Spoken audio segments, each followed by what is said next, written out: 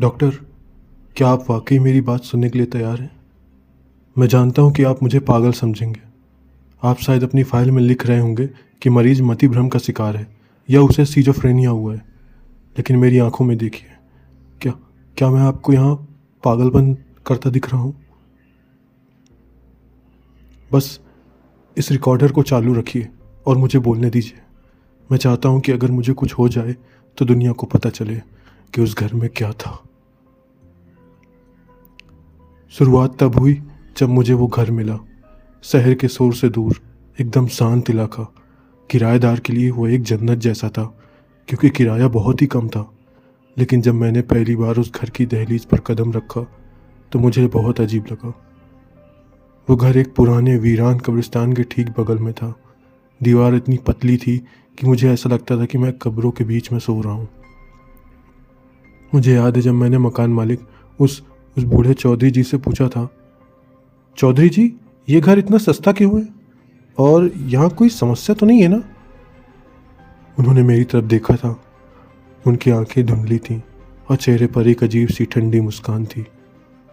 उन्होंने बस इतना कहा, बेटा, ये घर उन लोगों के लिए है जिन्हें सन्नाटा पसंद है। बस एक बात याद रखना, रात को जब हवाएं चले तो खिड़कियां बंद कर लेना। कब्रिस्तान की हवा अक्सर अनचाहे मेहमानों को साथ ले आती है। मैं उस समय हंसा था। मुझे लगा कि वो पुराने ज़माने की बकवास कर रहे हैं। मैंने उनसे कहा था, अरे चौधरी जी, मैं शहर का पढ़ा लिखा लड़का हूँ, इन भूत प्रेत की बातों पर यकीन नहीं करता। मुझे बस एक छत चाहिए जहाँ मैं ऑफिस के बाद चैन से सो सकूँ। पहले 3-4 दिन सब कुछ समान था। मेरा रूटीन वही था, सुबह ऑफिस जाना, दिन भर फाइलों और कंप्यूटर के बीच जूझना और रात को करीब 10 बजे घर लौटना। लेकिन धीरे धीरे वो सन्नाटा बदलने लगा। वह अब शांत नहीं था, वो भारी था। ऐसा लगता था कि जैसे वह सन्नाटा मुझसे कुछ कह रहा हो। मुझे याद है वो 5वीं रात, मैं बिस्तर पर लेटा हुआ था। कमरे में सिर्फ एक छोटा सा लैंप जल रहा था। अचानक मुझे दीवार के पीछे से एक आवाज़ सुनाई दी।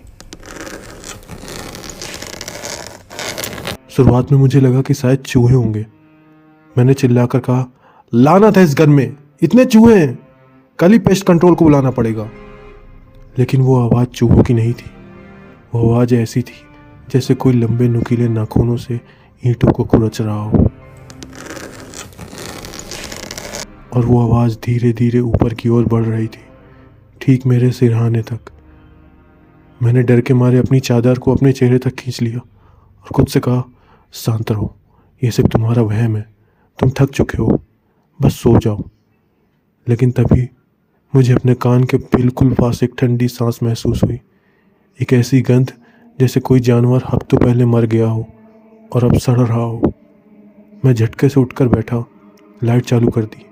कमरे में कोई नहीं था। सन्नाटा फिर से लौट आया था। मैं खुद से बात करना शुरू कर दिया, तुम पागल हो रहे हो, ये सिर्फ हवा का एक झोंका था, यहाँ कोई नहीं है। लेकिन उस रात के बाद चीज़ें और बदतर होने लगी। अब वो सिर्फ खुरचने की आवाज़ नहीं थी, अब मुझे फुसफुसाहट सुनाई देने लगी थी। आधी रात को जब पूरा शहर सो जाता था, मुझे ऐसा लगता था कि जैसे कोई मेरे कमरे के बाहर गलियारे में टहल रहा है, जैसे कोई गीले पैरों से चल रहा हो। एक रात मैं रसोई में पानी पीने गया। अंधेरे में मुझे लगा कि कोई कोने में खड़ा है। मैंने लाइट जलाई और चिल्लाया, कौन है वहाँ? क्या कोई अंदर घुस आया है? वहाँ कोई नहीं था, लेकिन फर्श पर पानी के कुछ निशान थे। उन निशानों को देखकर और महसूस किया कि वो पानी नहीं था, वे गाढ़े मटमैले और बदबूदार थे। मैंने घबराकर फ़ोन उठाया और अपने दोस्त समीर को कॉल किया। मैंने उससे कहा, समीर यार, मुझे लगता है कि इस घर में कुछ गड़बड़ है, यहाँ कुछ अजीब हो रहा है। मुझे रात में आवाज़ें आती हैं और अब तो फर्श पर अजीब से निशान भी दिख रहे हैं। समीर, जो हमेशा हर चीज़ का लॉजिक ढूंढता था, वो ज़ोर से हंसा। उसने कहा, अबे वो डरपोक, तूने ही तो कहा था कि तू पढ़ा लिखा है, अब क्या हुआ? कब्रिस्तान के बगल में घर लिया है तो तुझे लगेगा कि डेड बॉडीज पार्टी करने आ रही हैं। देख भाई, पुराना घर है, पाइप लीक हो रहे होंगे और चूहे होंगे। तू बस अपना काम कर और सो जा, ज़्यादा मत सोच। मैंने उसे जवाब दिया, ये पाइप लीक होना नहीं है, वो गंध, वो सड़ी हुई लाश की गंध है। मुझे ऐसा महसूस होता है जैसे कोई मुझे लगातार देख रहा है। जब मैं सोता हूँ तो मुझे लगता है कि कोई मेरे बिस्तर के किनारे खड़ा होकर मुझे निहार रहा है। समीर ने फिर से मजाक उड़ाया और कहा, ठीक है, अगर तुझे इतना ही डर लग रहा है तो कल मैं आता हूँ, हम साथ में देखेंगे। तब तक के लिए एक अच्छी सी हॉरर मूवी लगा देख और सो जा। Good night. उस रात मैं सो नहीं पाया। मैं बिस्तर पर लेटा हुआ था और मेरी आंखें छत को घूर रही थी। अचानक कमरे का तापमान गिर गया। मुझे अपनी सांसें धुएं की तरह दिखने लगी। फिर मुझे वो आवाज़ सुनाई दी। इस बार वो फुसफुसाहट नहीं थी, ये एक साफ और धीमी और बेहद डरावनी आवाज़ थी। वो आवाज़ मेरे नाम लेकर पुकार रही थी।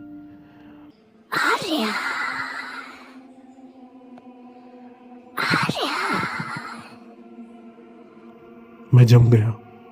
मेरा शरीर मानो पत्थर सा हो गया हो।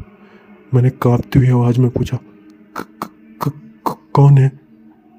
कौन है यहाँ? जवाब में एक ठंडी सी हंसी आई। वो हंसी ऐसी थी कि जैसे कोई सूखी लकड़ियों को तोड़ रहा हो।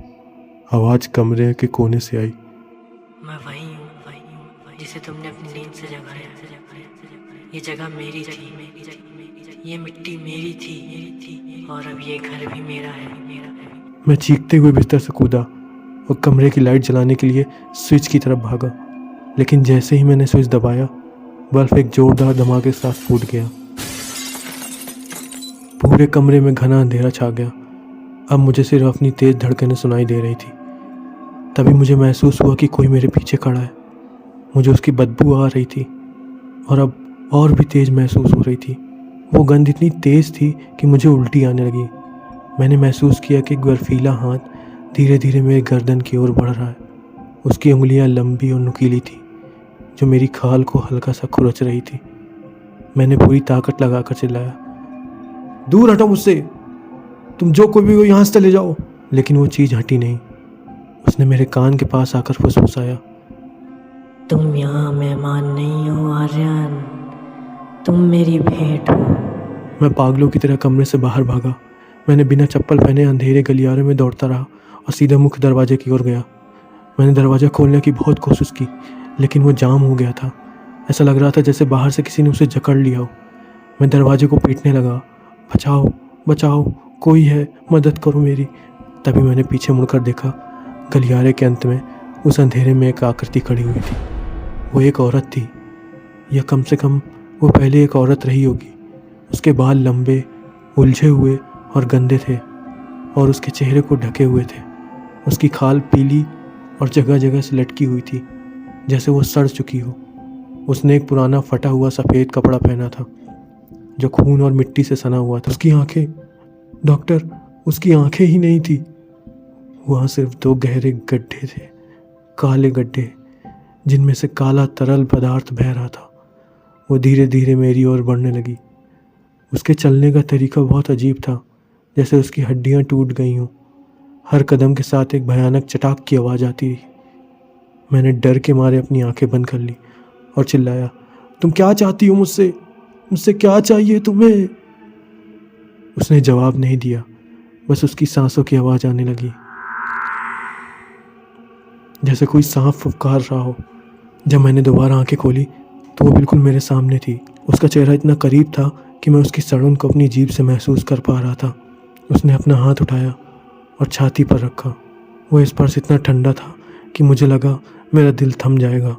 उसने धीमी आवाज़ में कहा, मुझे एक शरीर चाहिए। मुझे फिर से महसूस करना है कि सांस लेना कैसा होता है। मुझे तुम्हारी त्वचा चाहिए, तुम्हारी आंखें चाहिए, तुम्हारा जीवन चाहिए।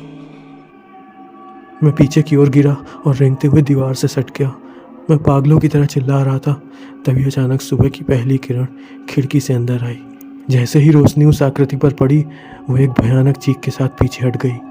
वो चीख इतनी तेज थी कि मेरे कानों से खून निकलने लगा। वो धीरे धीरे धुएं की तरह गायब हो गई। लेकिन जाते जाते उसने कहा, मैं वापस आऊँगी, हर रात मैं तुम्हारे और करीब आऊँगी, जब तक कि तुम पूरी तरह मेरे नहीं हो जाते। अगली सुबह समीर मेरे घर आया। मैंने उसे सब कुछ बताया। मैं रो रहा था, कांप रहा था। समीर ने मुझे देखा और फिर मेरे कमरे की हालत देखी, टूटा हुआ बल्ब, फर्श पर वे गंदे निशान। समीर का चेहरा भी अब सफ़ेद पड़ गया था। उसने मुझसे कहा, आर्यन तू यहाँ से अभी के अभी निकल, ये मजाक नहीं है। मैंने अभी अभी इंटरनेट पर इस इलाके के बारे में पढ़ा है। ये घर जिस ज़मीन पर बना है वह 100 साल पहले तक एक ऐसी औरत की थी जिसे जिंदा दफन कर दिया गया था, क्योंकि उसे डायन माना जाता था। वो आज भी अपने शरीर ढूंढ रही है। मैंने उससे कहा, मैं अभी जा रहा हूँ, मैं अपना सामान छोड़ सकता हूँ, लेकिन मैं यहाँ एक पल और नहीं रुक सकता। हम सामान पैक करने के लिए कमरे में पहुँचे, लेकिन जैसे ही मैं अपने कमरे में पहुँचा, मैंने देखा कि मेरी अलमारी के शीशे पर खून से कुछ लिखा था। मैंने उसे पढ़ा और मेरा खून जम गया। वहाँ लिखा था, तुम कहीं नहीं जा सकते, तुमने मुझे जगा दिया है, अब तुम मेरे हो। समीर ने मेरा हाथ पकड़ा और चिल्लाया, भाग आर्यन, भाग यहाँ से। हम जैसे तैसे उस घर से बाहर निकले, अपनी कार पर बैठकर वहाँ से दूर भाग गए। मुझे लगा कि अब मैं सुरक्षित हूँ। मैंने वो घर हमेशा के लिए छोड़ दिया। लेकिन डॉक्टर, समस्या ये नहीं थी कि मैं घर छोड़कर भाग आया। समस्या ये थी कि वो चीज़ मेरे साथ आ गई। पिछले 1 महीने से मैं जहाँ भी जाता हूँ मुझे वो गंध आती है। रात को जब मैं सोने की कोशिश करता हूँ तो मुझे वही आवाज़ सुनाई देती है, लेकिन अब वह आवाज़ दीवार से नहीं बल्कि मेरे अपने बिस्तर के नीचे से आती है। कभी कभी जब मैं शीशा देखता हूँ तो मुझे अपनी परछाई के पीछे वो आकृति खड़ी दिखाई देती है। उसकी वो काली आंखें, खोखली आंखें मुझे घूर रही होती हैं। कल रात को सबसे बुरा हुआ। मैं गहरी नींद में था और मुझे अचानक महसूस हुआ कि कोई मेरा गला दबा रहा है। मैंने आंखें खोली और देखा कि वो औरत मेरे ऊपर सवार थी। उसके ठंडे सड़े हुए हाथ मेरी गर्दन को जकड़े हुए थे। वो मुस्कुरा रही थी। उसका जबड़ा एक तरफ से लटका हुआ था और उसके दांत काले पड़ चुके थे। उसने मेरे कान में फुसफुसाया, अब समय आ गया है आर्यन, अब हम एक हो जाएंगे। मैंने बहुत संघर्ष किया। मैं चिल्लाने की कोशिश की, लेकिन मेरी आवाज़ नहीं निकल रही थी। उसने धीरे से अपने हाथ मेरी त्वचा के अंदर डालना शुरू किया। हाँ डॉक्टर, बिल्कुल अंदर। मुझे महसूस हुआ कि उसके नाखून मेरी पसलियों को खुरच रहे हैं। वो दर्द इतना असहनीय था कि मैं बेहोश होने वाला था। लेकिन सबसे डरावनी बात यह थी कि मुझे दर्द के साथ साथ एक अजीब सा सुख भी महसूस हो रहा था, जैसे वो मेरी आत्मा को धीरे धीरे सोख रही हो। मैं किसी तरह अपनी पूरी ताकत लगाकर उसके चेहरे पर मुक्का मारा और वो बिस्तर से नीचे गिर गई। वो फिर से उस धुएं में बदल गई, लेकिन इस बार वो गायब नहीं हुई। वो कमरों के चारों ओर मंडराने लगी और हंसने लगी। वो हंसी और भी साफ थी। उसने कहा, तुम जितना भागोगे मैं उतना ही करीब आऊँगी। मैं तुम्हारी नसों में बह रही हूँ आर्यन, मैं तुम्हारी धड़कन में हूँ आर्यन। इसलिए मैं आपके पास आया हूँ। मुझे लगा कि शायद कोई मनोवैज्ञानिक इलाज होगा, कोई दवा या शायद कोई धार्मिक अनुष्ठान मुझे इस नरक से बाहर निकाल सके। लेकिन देखिए मेरी बाँह पर। मैंने अपनी टी शर्ट को आस्तीन के ऊपर किया। मेरी त्वचा के नीचे कुछ काला सा रेंग रहा था, जैसे कोई कीड़ा या कोई नस जो अपनी मर्जी से हिल रही हो। डॉक्टर, क्या आप देख पा रहे हैं? वो रेंग रहा है, वो मेरी त्वचा के नीचे की ओर बढ़ रहा है। आप घबराइए मत डॉक्टर, बस मुझे बताइए कि मैं क्या करूं। आप क्या मुझे ऐसी दवा दे सकते हैं जिससे मैं सो सकूं और कभी न जागूं? क्योंकि मुझे डर है कि अगर मैं फिर से सोया तो अगली बार जब मैं जागूंगा तो मैं नहीं रहूंगा, मैं वो चीज़ बन चुका हूँगा। रुको डॉक्टर, आप चुप क्यों हो गए? आप मेरी तरफ ऐसे क्यों देख रहे हैं? आपकी आंखों में ये डर कैसा है? आपने अभी क्या देखा मेरे पीछे? डॉक्टर, कुछ तो बोलिए। क्या वो फिर से आ गई? क्या वो अभी भी यहाँ है? नहीं, पीछे मत देखिए डॉक्टर, मेरी तरफ देखिए। वो आपके कान के पास है ना? मुझे सुनाई दे रहा है। वो फुसफुसा रही है। वो कह रही है कि उसे अब एक और शरीर चाहिए। वो कह रही है कि आपकी त्वचा बहुत कोमल है। डॉक्टर चिल्लाइए, दरवाज़ा खोलिए, गार्ड्स को बुलाइए। वो आपका गला पकड़ रही है। उसकी उंगलियां, उसकी लंबी काली उंगलियां आपके गले में धंस रही हैं डॉक्टर। ओह, तो अब आप भी देख सकते हैं वो कितनी सुंदर है ना? उसकी वो सड़न, वो कालापन, वो अब मुझे समझ में आ रहा है। भागना बेकार था। हम जहाँ भी जाएं वो हमारे साथ रहती है, क्योंकि वो हमारे डर से पलती है। और देखिए, अब वो हम दोनों को एक साथ ले जाना चाहती है।